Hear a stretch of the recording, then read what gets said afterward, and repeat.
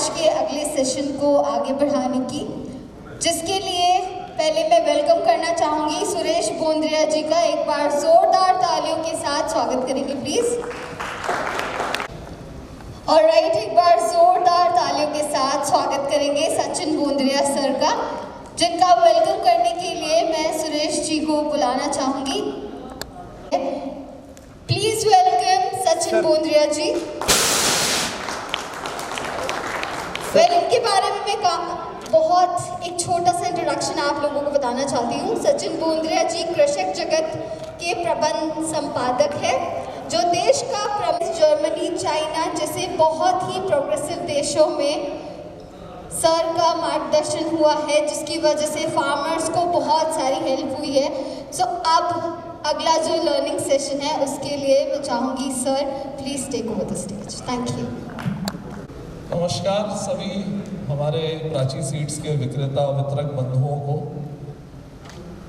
और मैं शुक्रगुजार हूँ अत्रे जी का कि उन्होंने आज यहाँ पर मुझे आमंत्रित किया और आप लोगों के बीच में कुछ अपने अनुभव साझा करने के लिए जो खेती की आधुनिकीकरण के ऊपर ले जाते हैं उसके लिए मौका दिया।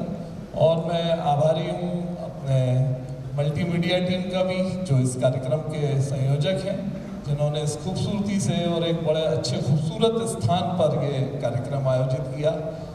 यहाँ पर मैं देख रहा हूँ, मैं चूँकि इंदौर भोपाल से आता हूँ, जो देश का सर्वश्रेष्ठ पिछले 7 वर्षों से सर्वश्रेष्ठ सफाई में नंबर 1 देश शहर है।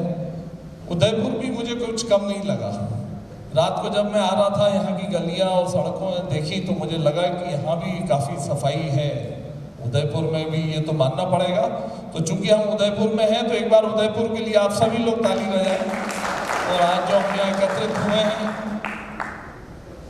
तो साथियों कुछ अनुभव मेरा ऐसा है खेती का, जिसमें मैं प्रगतिशील किसानों को देश विदेश में भी यात्राएं करा चुका हूँ। अभी तक मैं इजराइल 6 बार ले जा चुका हूँ।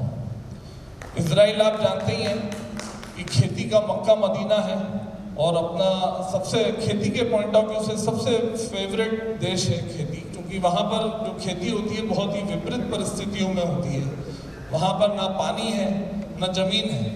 अगर आपने सुना होगा कि इजराइल में केवल 8 से 10 इंच वर्षा होती है, उसमें भी कुछ स्थानों पर 2 से 3 इंच होती है और कहीं पर 15-16 इंच होती है।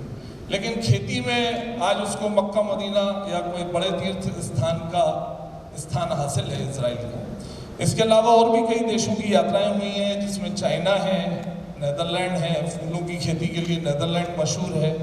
चाइना जुगाड़ की खेती के लिए बड़ा मशहूर है और है भी।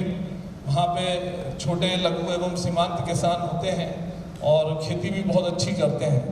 पर मेरा सबसे फेवरेट डेस्टिनेशन रहा है इजराइल का, क्योंकि बताया मैंने आपको बड़ी विपरीत परिस्थितियों में होती है और कुछ चीज़ें वहाँ की ऐसी सीखने लायक हैं जो अगर हम लोग भी थोड़ा सा उसमें एग्जीक्यूट कर लें, थोड़ा सा भी कर लें, तो हम भी फसल में अव्वल हो सकते हैं। क्योंकि हमारे यहाँ बहुत ही बढ़िया मौसम है। पानी की भी अगर आप इजराइल से कंपेयर करें तो पानी की भी कहीं कोई कमी नहीं है। इवन राजस्थान में है हम, यहाँ पे भी जैसलमेर है, बाड़मेर है, वहाँ पे काफ़ी कम पानी होता है। लेकिन उन लोगों ने भी इजराइल की तकनीक अपनाकर फसल में काफ़ी प्रगति करी है। पॉली हाउस के माध्यम से भी उत्पादन ले रहे हैं। तो इजराइल की कुछ बातें ऐसी हैं जो मैं शेयर करना चाहूँगा कि वहाँ पर खेती जो है, सिंचाई जो है, इरिगेशन से नहीं होती। फिर कैसे? मतलब सिंचाई जो है वो पानी से नहीं करते। सिंचाई पानी से नहीं करेंगे, किससे करेंगे? मॉइस्चर से करते हैं। पौधे की आवश्यकता, उसको मॉइस्चर चाहिए। अत्रे जी मैं सही कह रहा हूँ? अत्रे जी चूंकि बहुत प्रगतिशील कृषक हैं, पौधों की आवश्यकता से मॉइस्चर से पूरी हो सकती है ना। तो वहाँ पर मैंने ये देखा है कि जो टपक सिंचाई है, ड्रिप इरिगेशन है, इसने एक मिरेकल कर दिया।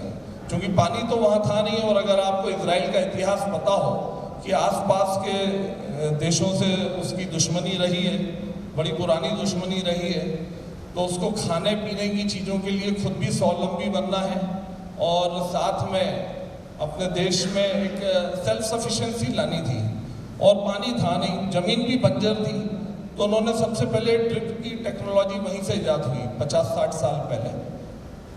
और आज वहाँ पे ड्रिप का इतना अग्रणी देश बन गया है, वो ड्रिप से आगे भी वो पहुँच गए हैं। ड्रिप के आगे वो ऑटोमेशन पे चले गए हैं, जहाँ पर आप खाद भी दे सकते हैं और पौधे की जो आवश्यकता है उतनी ही मात्रा में पानी, उतनी ही मात्रा में खाद, और उसके बाद वो सबसे अधिक उत्पादन लेते हैं। कुछ अगर आप आंकड़े देखें तो इजराइल हमारा एक इंदौर में, चूंकि इंदौर से काफ़ी मध्य प्रदेश के डीलर हैं तो मैं उदाहरण मध्य प्रदेश का ही दे रहा हूँ कि इंदौर और उज्जैन 2 जिले के बराबर का देश है इजराइल। 22,000 square kilometre. एक बार इस यात्रा में हमारे साथ में मध्य प्रदेश के कृषि उत्पादन आयुक्त भी साथ में बैठे थे, तो बस में गाइड बता रहा था कि साहब इजराइल का कुल क्षेत्रफल 22,000 स्क्वायर किलोमीटर है। तो वो कृषि उत्पादन आयुक्त जो बहुत senior additional chief secretary rank के अधिकारी थे, वो मुझसे कहते हैं यार जब मैं बस्तर का कलेक्टर था तो बस्तर जिले का, छत्तीसगढ़ में है आजकल बस्तर, पहले वो मध्य प्रदेश का ही पार्ट होता था और देश में सबसे बड़ा जिला होने का गौरव प्राप्त था उसे। अब तो उसके 6 जिले हो गए हैं। तो जब मैं उस जिले का कलेक्टर था तो उसका क्षेत्रफल था 44,000 स्क्वायर किलोमीटर। तो मैंने भी सोचा कि मतलब इजराइल से दुगनी इनकी सल्तनत थी जब ये कलेक्टर थे वहाँ बस्तर। तो ऐसा उसका भौगोलिक क्षेत्रफल है और समुद्र है, नदियाँ कोई खास है नहीं वहाँ पर, छोटी मोटी नदियाँ हैं। तो पानी की बड़ी समस्या है, तो वो एक एक बूंद पानी का प्रयोग करते हैं। तो मॉइस्चर इसमें जो आपका ड्रिप इरिगेशन के साथ में ऑटोमेशन के बारे में आप लोगों ने सुना होगा, जो एक कंप्यूटरीकृत प्रणाली होती है जिसमें खाद दिया, उस माध्यम से खाद दिया जाता है और उसको प्रणाली को सेट कर दिया जाता है कि पौधे की आवश्यकता कितनी है, तो उतनी ही मात्रा में पर डे पर ड्रॉप के साथ उसको खाद पहुँचती है। तो जिसकी वजह से ही वो फसल को लेते ही हैं, खुद सेल्फ सफिशिएंट भी हैं और साथ में एक्सपोर्ट करते हैं। सिर्फ 3% लोग ही वहाँ पर कृषि पर डिपेंडेंट हैं। हमारे यहाँ मध्य इंडिया में 50-60% करीब लोग कृषि पर निर्भर हैं, वहाँ केवल 3% लोग ही हैं खेती पर निर्भर। और दूसरा, एक टपक सिंचाई के अलावा वहाँ पर किबुत्स, जिसे कारपोरेट फार्मिंग कह रहे हैं आप, उसकी शुरुआत हुई थी कोऑपरेटिव फार्मिंग से। ये बहुत ही सीखने लायक चीज़ है। अगर आप अपने डीलर्स के माध्यम से कुछ इसका थोड़ा सा भी अंश कर लें, जैसे सरकार ने एक योजना बनाई है FPO की, चूंकि जब इजराइल जब आज़ाद भी नहीं हुआ था उसके पहले से ये किबुत्स वहाँ पे शुरू कर लिए थे जूश लोगों ने। तो उसमें उद्देश्य ये रहता है कि जैसे किसी की 5 एकड़ ज़मीन है, किसी की 10 एकड़ ज़मीन है, किसी की 20 एकड़ ज़मीन है। अब आप देख ही रहे हैं कि जब हमारे यहाँ जो छोटे किसान होते हैं, लघु एवं सीमांत किसान, वो बहुत ज़्यादा खर्चा नहीं कर पाते हैं मशीनीकरण पे, आधुनिकीकरण पे। तो वहाँ के किसानों ने मिल के सबने अपनी अपनी खेती एक साथ मिला के 500 एकड़ और 1000 एकड़ का फार्म कर लिया। और 1000 एकड़ के फार्म में अब वो एक से एक आधुनिक मशीन लेकर आते हैं। इरिगेशन, गेहूं की सिंचाई करना हो तो सेंटर पाइवट सिस्टम होता है उनके पास, जिसमें कि अगर आपको 1.25 इंच वर्षा चाहिए तो वो सेंटर पाइवट सिस्टम पूरा 1.6 इंच या 1.75 इंच बोनी के लिए उतनी वर्षा करके देता है। तो ऐसे आधुनिक उन्होंने कृषि यंत्रों का इस्तेमाल किया और साथ ही साथ में उन्होंने जो दिन का खाना है वो एक मैस में खाते हैं। मतलब होता ये है कि हमारे यहाँ हर परिवार में जब खाना बनता है तो घर की गृह लक्ष्मियाँ खाना बनाने में जुट जाती हैं और वो अपना वक्त उसमें देती हैं। वहाँ की गृह लक्ष्मियाँ भी कोई स्कूल चला रही हैं, कोई झूला घर चला रही हैं, वो कुछ लोग खेती में काम कर रहे हैं। तो उससे 2-3 तरह के फायदे देखने में आए कि जिसका स्पेशलाइजेशन मान लीजिए उसका कृषि यंत्रों पर है या बाजार में है, मार्केटिंग में है, एग्री इनपुट्स में है, तो वो एग्री इनपुट्स ही का काम करेगा। तो आप देखेंगे कि कुछ समय में उसकी विशेषज्ञता हो जाएगी क्योंकि वो एक ही काम कर रहा है। तो ये किबुत्स सिस्टम है। और आज चूंकि आज़ादी से पहले 1948 में वो देश आज़ाद हुआ था, तो आज उस देश में मतलब 70-80 साल 100 साल के लगभग होने में आ गए हैं इन किबुत्ज सिस्टम को, और चौथी और पांचवी पीढ़ी में भी आज भी ये कायम है। एक आपने ड्रिप की कंपनी का नाम सुना होगा, नेटाफिम किबुत्ज है, वो भी एक किबुत्ज सिस्टम है। और जैन इरिगेशन जिसने टाई अप किया नांडान से इजराइल में, वो नांडान आज भी किबुत्ज ही है। मतलब आज ये कंपनी वर्ल्ड लेवल पे फैल गई है, लेकिन अगर आप उसकी शुरुआत देखें तो वो किबुत्ज यानी वही कोऑपरेटिव ढर्रा है उनका, जो 5-5, 10-10, 20-20 एकड़ से इकट्ठा हुआ, और लोग उसमें अपनी प्रॉफिट शेयरिंग कर लेते हैं, बढ़िया कॉटेजेस में रहते हैं, 5 स्टार लिविंग है।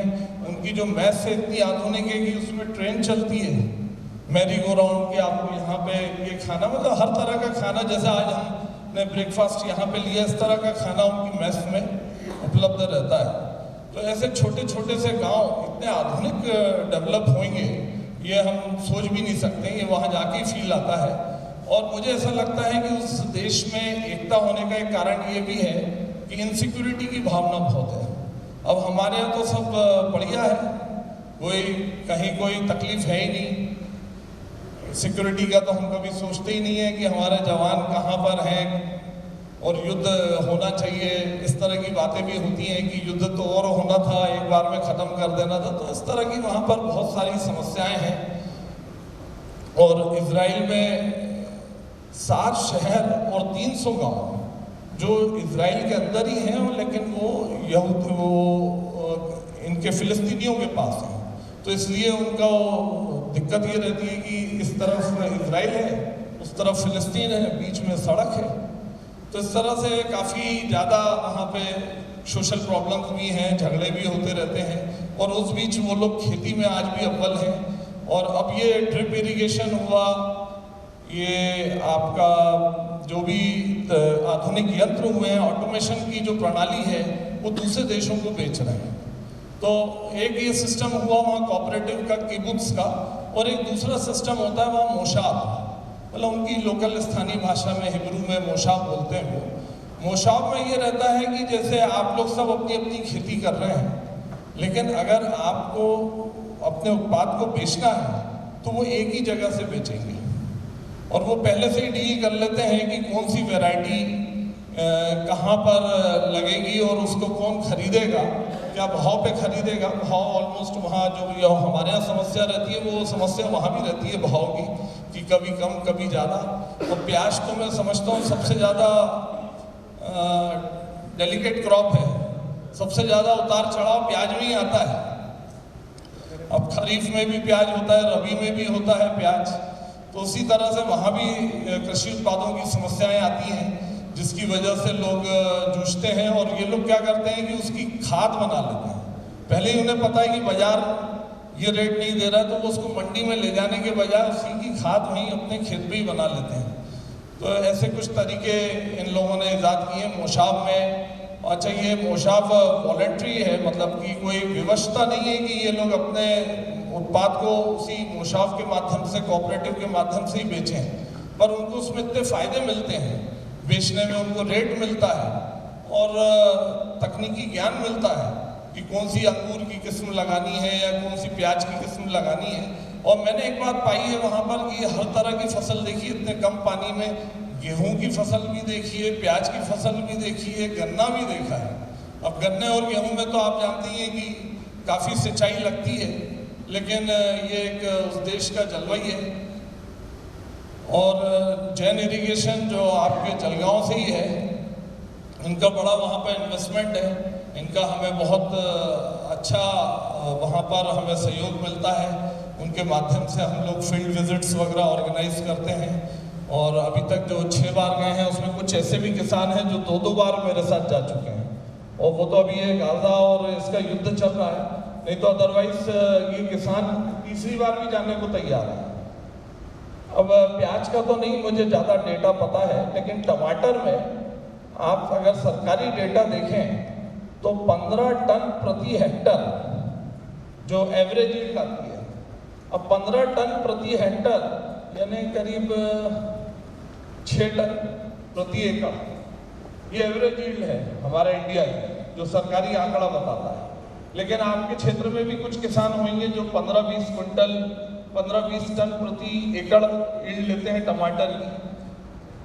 हमारे यहाँ पे कुछ किसान इतने आधुनिक हैं जिन्होंने ड्रिप और फर्टिगेशन के माध्यम से 60 टन एवरेज लिया है टमाटर का, और वहीं इजराइल में पॉली हाउस के माध्यम से, प्रोटेक्टेड फार्मिंग के माध्यम से करीब 125 टन उत्पादन ये लोग ले रहे हैं और एक्सपोर्ट भी कर रहे हैं। मतलब उनके देश में खपत भी इतनी नहीं है क्योंकि सिर्फ 90 लाख की आबादी है और ये लोग एक्सपोर्ट भी कर रहे हैं वहाँ से, तो ये एक बहुत बड़ी बात है। तो जैसे कि अब ये इजराइल एक कृषि तीर्थ बन गया है, सब लोग जा नहीं सकते, अब तो हमें भी नहीं पता कि वहाँ पर हम लोग कब जाएंगे, क्योंकि युद्ध आप देख ही रहे हैं 1.5 साल से करीब चल रहा है। लेकिन हिंदुस्तान में भी बहुत तरह के कृषि तीर्थ हैं। अगर हिंदुस्तान में मैं सबसे बड़ा कृषि तीर्थ मानता हूँ तो वो आपके जलगांव पे ही है, जैन हिल्स एक दूसरा इजराइल है जहाँ पर उन्होंने, जो इजराइल में हम लोग 3-3, 4-4 दिन घूम के आते हैं, सब देखते हैं, वो चीज़ें वहाँ पर भी उन्होंने डेमोस्ट्रेट कर रखी हैं। मतलब हाई डेंसिटी मैंगो प्लांटेशन है, काफ़ी ऐसी चीज़ें हैं जो वहाँ पर, अब आत्रे जी तो गए होंगे वहाँ पर, जैन हिल्स आपने देखा होगा कई बार, मैं भी पिछले 10-15 सालों में 5-6 बार जा चुका हूँ। जब भी जाता हूँ तो वहाँ कुछ आधुनिकता नहीं दिखती है, तो मैं चाहूँगा कि अत्रे जी एक विजिट सबकी जैन हिल्स पे भी कराएं, और हो सके तो प्याज के लिए एक सेशन वहाँ पर ड्रिप के साथ रखें, क्योंकि अगर आप लोगों के माध्यम से किसानों को ड्रिप के बारे में जानकारी मिलेगी या मिनी स्प्रिंकलर के बारे में जानकारी मिलेगी तो निश्चित रूप से बहुत फायदा होगा, और उत्पादन की लागत भी बढ़ती है क्योंकि कई बीमारियां लग जाती हैं पानी की वजह से, जिसके इलाज के लिए हमें काफ़ी किसानों को पैसा खर्च करना पड़ता है, प्रॉफिटेबिलिटी में उनकी कमी आती है। तो इस तरीके से एक सेशन वहाँ पर बहुत अच्छा रहेगा। आपके तो संपर्क होंगे ही, मेरे भी अच्छे संपर्क हैं अजीत हाउस से, अपन रिक्वेस्ट कर सकते हैं उनसे। और इसके अलावा हिंदुस्तान में भी बड़े कृषि तीर्थ हैं, जैसे पुणे में कृषि मेला लगता है, पूना का कृषि मेला आप लोग जरूर भ्रमण करें, और साथ ही ऐसे आप लोग भी टूर ऑर्गेनाइज कर सकते हैं कि अपने कुछ अच्छे किसानों को लेके। अभी यहाँ प्रांजल बैठे हैं शायद, इंदौर के बैठे हैं प्रांजल। अच्छा, प्रांजल ने एक गौतमपुरा में अपनी जगह पर एक कार्यक्रम आयोजित किया था, हालांकि वो लकी ड्रॉ का कार्यक्रम था, लेकिन उसमें NHRDC के भी लोग थे, थोड़ा सा तकनीकी मार्गदर्शन भी वहाँ पर दिया गया था, और अपने तहत एक लकी ड्रॉ उसने रखा। तो ये एक उसका एक इनिशिएटिव था जो मुझे ऐसा लगा, और जो जिस स्टाइल में हम लोग देखते हैं कॉर्पोरेट स्टाइल में जो कार्यक्रम होते हैं कि एक बढ़िया म्यूजिक के साथ और एक बढ़िया एंकर के साथ खेल भी, कोई बोरिंग काम नहीं होता, उस तरह का एक बहुत अच्छा इवेंट वहाँ पर उन्होंने ऑर्गेनाइज किया था। तो ऐसे किसानों को संगठित भी करके अगर आप इन कृषि मेलों का भ्रमण कराएंगे तो निश्चित रूप से किसानों को तो फायदा होगा ही, और जब किसानों को फायदा होगा तो आपको भी होगा और कंपनियों को भी होगा, सभी को होगा। और मेरा ये मानना है कि सीइंग इज बिलीविंग, जो आप देखते हैं उस पर बहुत जल्दी विश्वास करते हैं। कृषक जगत के माध्यम से आप, जैसा एंकर महोदया ने बताया कि हम 75 साल से कृषि अखबार निकाल रहे हैं, वो ये तो एक साक्षर करने की बात है। जब अगर इंडिपेंडेंस से पहले 1946 में कृषक जगत स्टार्ट हुआ था, तब तो आप सोच सकते हैं ना तो साक्षरता थी, और केवल आज भी कृषि पर ही आधारित अखबार निकलता है। इसमें कोई पॉलिटिक्स नहीं देखेंगे आपकी, बीजेपी या कोई पार्टी पॉलिटिक्स की बातें नहीं आती हैं। ऐसा बहुत कम देखेंगे आपकी जो केवल कृषि और कृषि पर ही अखबार प्रकाशित हो रहे हैं। तो जितना ज़्यादा से ज़्यादा आप किसानों को भ्रमण कराएं तो उनके मन में वो बातें भी जल्दी उतरती हैं। और जैसे एक उदाहरण के लिए जावरा के पास में एक रियावन में एक किसान है, आप लोग कोई है रतलाम जावरा से? के बिना तो हमें कभी कभी खाना भी अच्छा नहीं लगता, कि कुछ ऐसी चीज़ सब्जी वगैरह होती हैं जिसमें प्याज का होना बड़ा अनिवार्य रहता है। तो मुझे लगता है कि एक्सपोर्ट का बहुत पोटेंशियल है। अभी एक्सपोर्ट डिमांड भी हमारे यहाँ से बहुत हो सकती है, लेकिन जब आप देखते हैं कि आजकल जैसे अंगूर का शिपमेंट वापस आ गया, अभी एक अमेरिका की खबर थी कि वहाँ से आम का शिपमेंट वापस आ गया। हालांकि वो कुछ कागजी कमी की वजह से आया या कुछ जांचें नहीं हुई, लेकिन उसमें जो फर्टिलाइज़र का बड़ा महत्व है। फर्टिलाइज़र में 16 माइक्रोन्यूट्रिएंट्स भी होते हैं और वो बहुत कम मात्रा में लगते हैं। अगर आपको बोला जाएगा कि बोरॉन देना है, प्याज की फसल में बोरॉन ये सब लगता है या काफ़ी मैग्नीशियम वगैरह लगता है, तो आप वो खेत पे छिड़काव नहीं कर सकते क्योंकि उसकी क्वांटिटी रहती है 50 ग्राम प्रति एकड़। पर वो ड्रिप और फर्टिगेशन के माध्यम से वो आप दे सकते हैं। वो कहीं ना कहीं क्वालिटी इंप्रूव करेगा, न्यूट्रिशन वैल्यू उसकी बढ़ाएगा और उसमें पेस्ट अटैक कम लगेगा। और पेस्ट अटैक या डिजीज कम आएंगी तो उसकी वजह से आपकी दवाइयों का उपयोग कम होगा, जिसका रेसिडुअल इफेक्ट कम रहेगा और उसको हम एक्सपोर्ट करने के लिए भी आगे प्रेरित हो सकते हैं।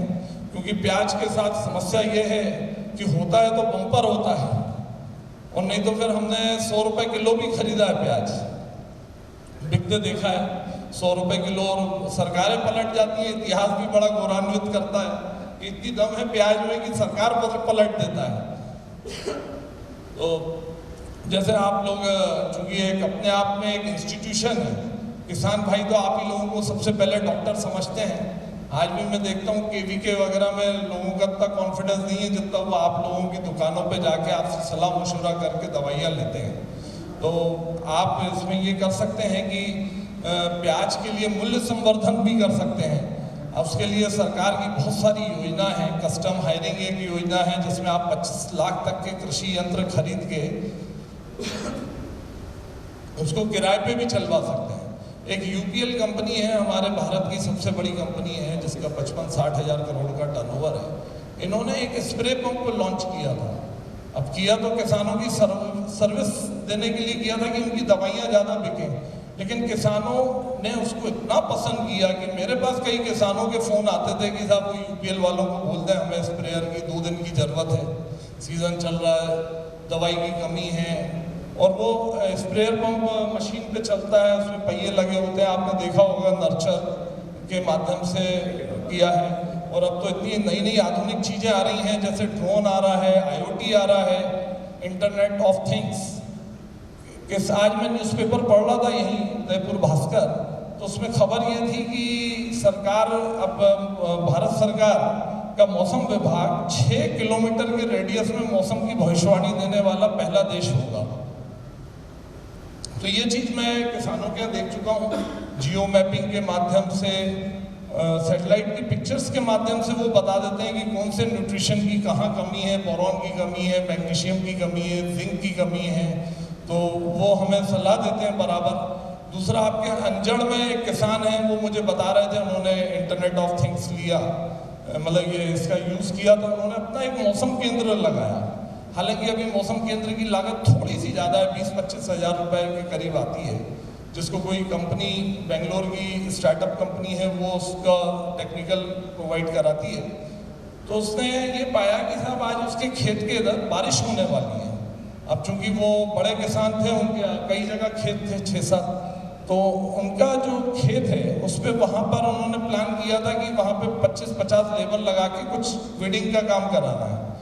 लेकिन जब उन्होंने देखा कि यहाँ पे पानी की भविष्यवाणी है, हमारे मौसम केंद्र ने बताया कि पानी गिरेगा, तो उन्होंने अपने लेबर को शिफ्ट कर दिया सुबह ही मॉर्निंग में दूसरे फार्म पर, जो वहाँ से 8-10-20 किलोमीटर दूर होगा। तो उन्होंने ये इसका फ़ायदा बताया कि अगर आज वो मेरी 20-25 लेबर उस खेत पे जाती तो उसको पानी गिरता तो उसको बैठी रहती लेबर, मेरे को तो धाड़ की देनी पड़ेगी। लेकिन उसने एक जरा सी जानकारी की वजह से दूसरी जगह उस लेबर को शिफ्ट करके अपने लाभ को बढ़ाया और लेबर से सही काम लिया। तो ऐसी छोटी छोटी सी चीज़ें हैं।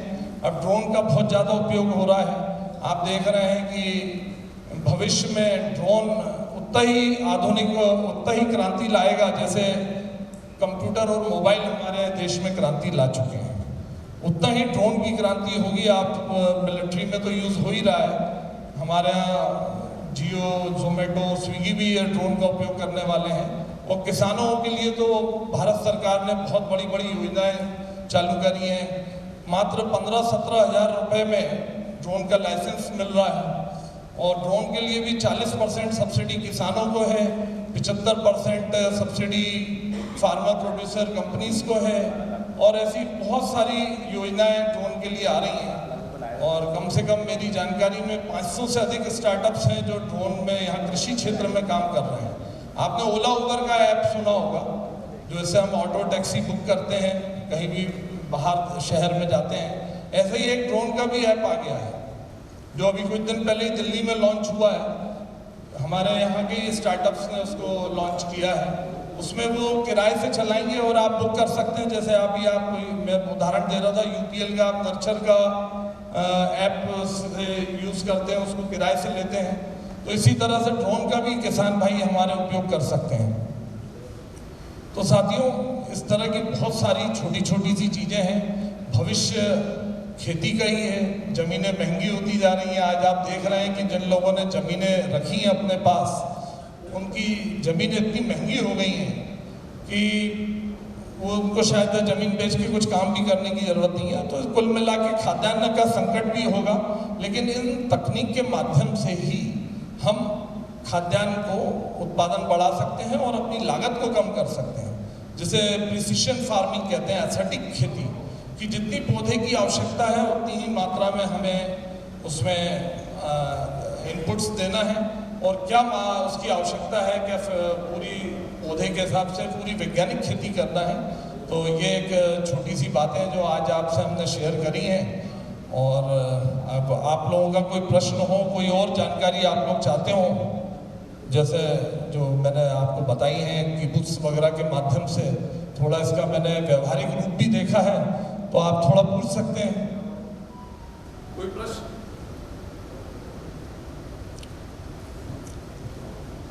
सर, योजनाएं जो आपने बताई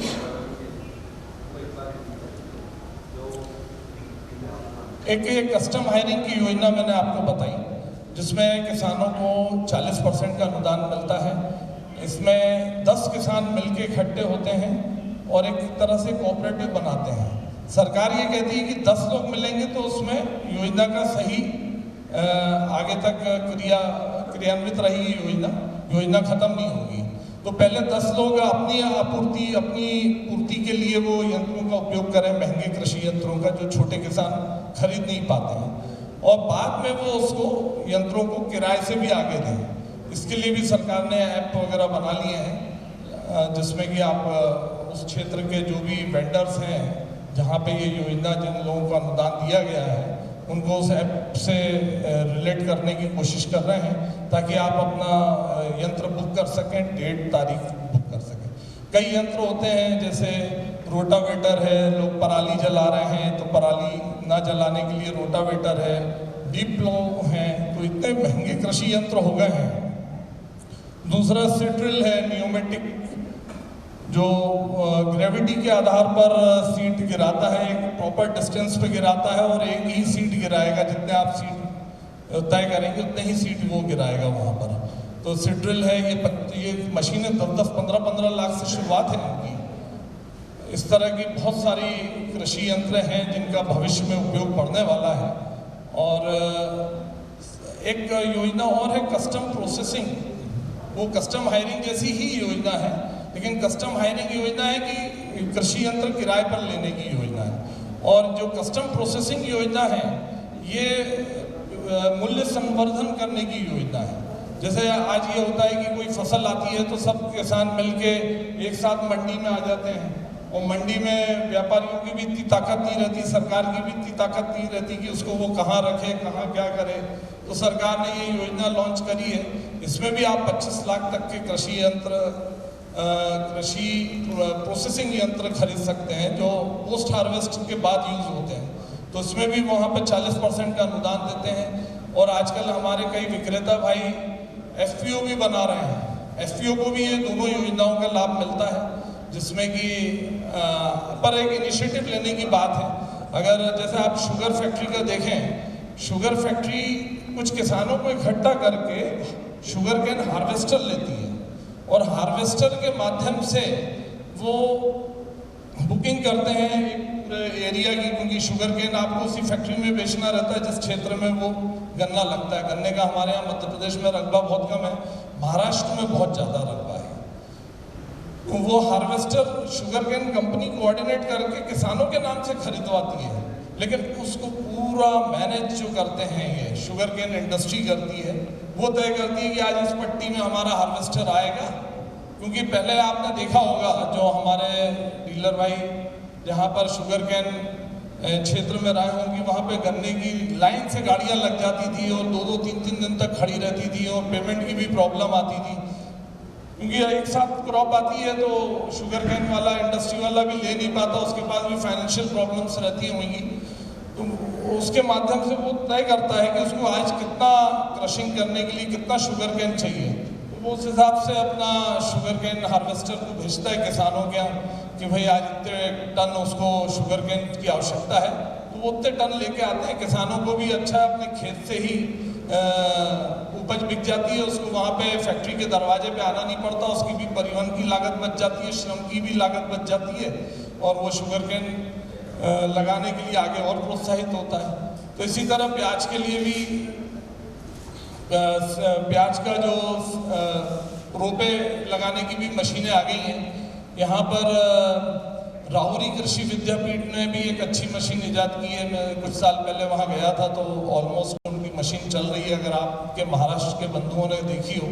और बाकी इसके बारे में तो अत्रे साहब प्याज की मशीनों के बारे में बताएंगे, लेकिन जो हम कस्टम प्रोसेसिंग की बात कर रहे हैं, जो पोस्ट हार्वेस्ट के बाद लगने वाली है, जैसे प्याज को सुखा के ड्राई करके, इस तरह के अगर आप लोग कृषि यंत्र संयंत्र लगाते हैं तो उसका लाभ किसानों को मिलेगा और किसानों की डिपेंडेंसी आप पे और बढ़ेगी, जिसकी वजह से व्यवसाय में निश्चित रूप से वृद्धि होना तय है। चलिए साहब, बहुत बहुत धन्यवाद एक बार पुनः अत्रे जी का। और कार्यक्रम के संयोजक हमारे सुशील जी तो आए नहीं हैं, लेकिन उनके सुपुत्र यहाँ पर हैं। मैं उनके लिए बहुत बहुत आभारी हूँ कि जिन्होंने आपसे इंटरेक्शन करने का मौका दिया। बहुत बहुत धन्यवाद वानी सर से कि वो प्राची सीड्स की धरोहर को यहाँ पर संभालते हुए सचिन सर को सम्मानित करेंगे with token of love and memento.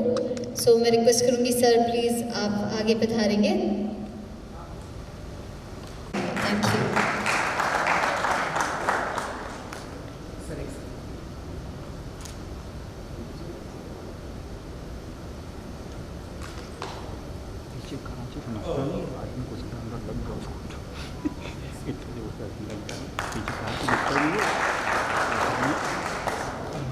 Thank you.